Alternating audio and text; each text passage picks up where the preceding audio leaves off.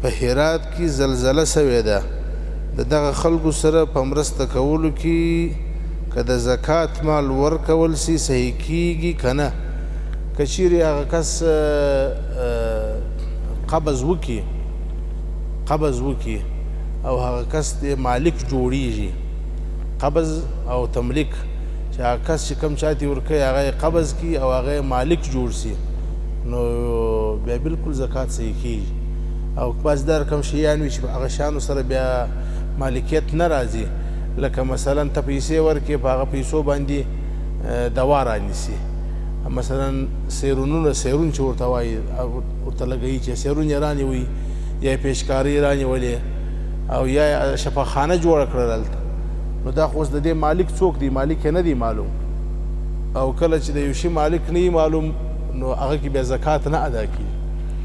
نو کې خپله ورکوي هم هلته داسې یو شی واخله چې یو څوک یې مالک کې مثلا خوراکي مواد دې واخیستله خلکو ته تسلیم که یا دې مثلا کور جوړوي ورته یا دې خیمه ورته اخیستله هغه یې مالک وګرځوه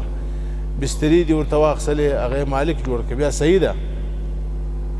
او که بل چا څوک وکیل جوړی بل چا ته یې ورکوې د بل چا په لاس یاست یې هغه په دې باندې خبر که چې دا زما مال د زکات مال دی هلته په هغه ځای کې په یو چا باندې قبض که یو څوک یې مالک که قبض په زکات کې اخیستل او مالک جوړېدل دا دواړه پکې ضروري دي نو که دا کار پکې اوسي بالکل مشکل نه لري صحیح ده بلکې تر هر چا دا خلک مستحق دي دا خلک ځپلي دي او موږ او تاسو ته پکار ده چې د دې خلکو لاسنیوی وکړو په هره اندازه باندې چې کولی شو هر اندازه ما درته وویله په بیان کې مې مخکې وویله چې نبي اکرم صلی الله علیه وسلم فرمایي انقذ من النار ولو بشق تمره ځان د جهنم خلاص که که څه هم په نیمه خورما باندې که پوره خورما نه وه نیمه خورما په نیمه خورما ځان خلاص د جهنمه او بل دا د دې خلکو سره لاسنیوی کومک دا کیدای شي زما او ستا لپاره د نجات ذریعه سي کیدای شي ما او ته الله پاک د داسې مصیبتو وساتي باقي د رسولو کومه طریقه